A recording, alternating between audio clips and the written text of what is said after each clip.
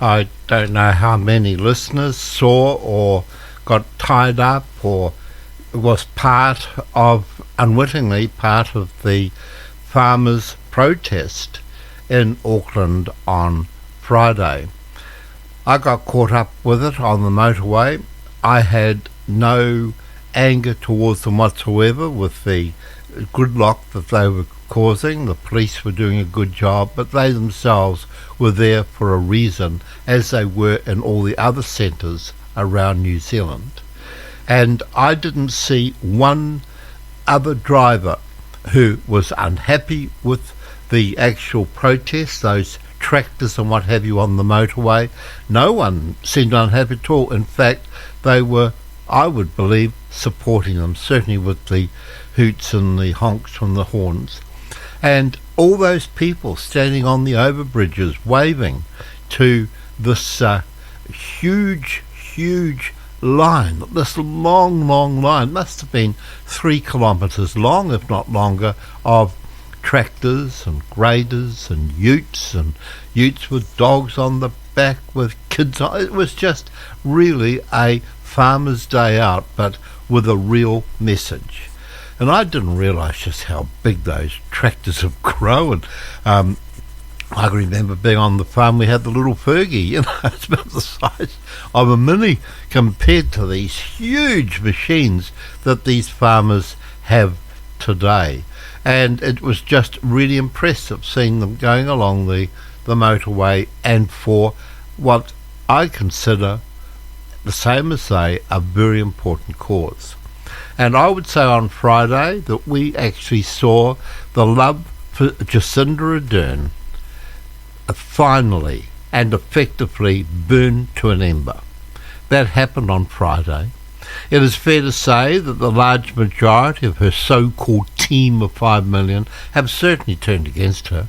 For every person that turned out, there will be thousands upon thousands who are thinking the same way as those farmers, who are thinking the same way of those who are not taken in by the mainstream media, are not taken in by the wokes, these young wokes, who never have known life.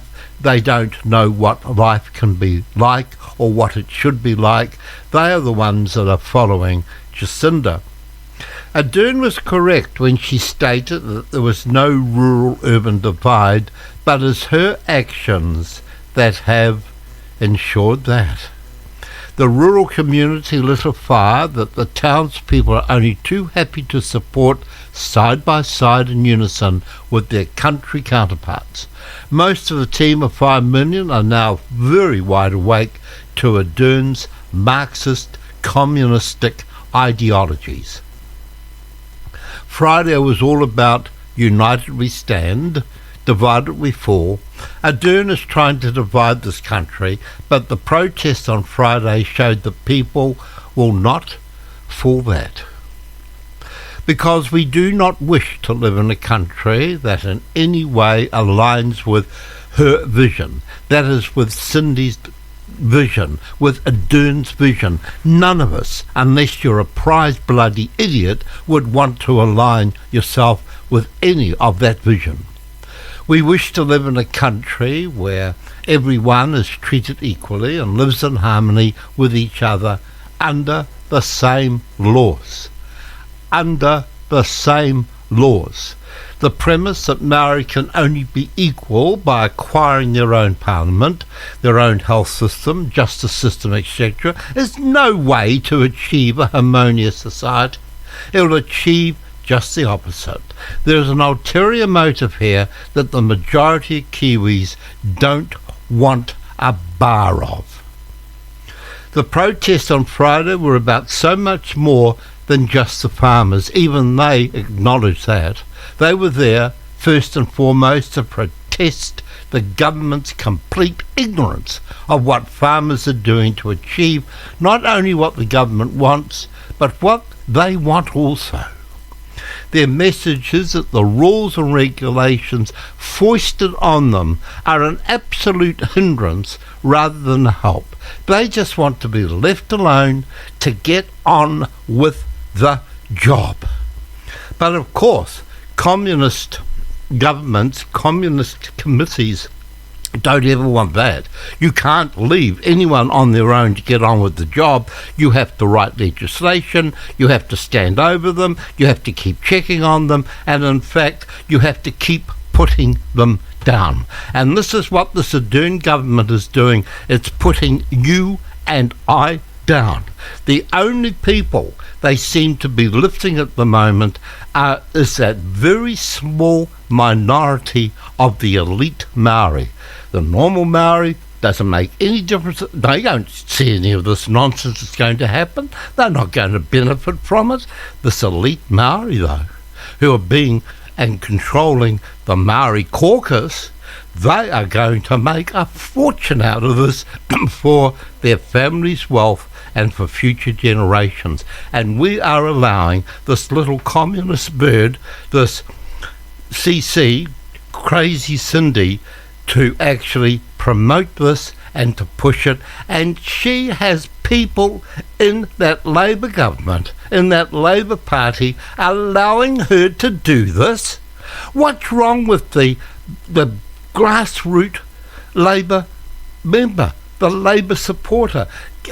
I can't believe that the honest to earth Labour member or Labour Party supporter which should be allowing the Cindy to be doing what she's doing, and the people who work around her are actually supporting her. That shows you just how rotten Wellington has become. The problem with side politics, that everything has to be done by government decree. That is what Cindy believes in. She's a communist, she's a Marxist.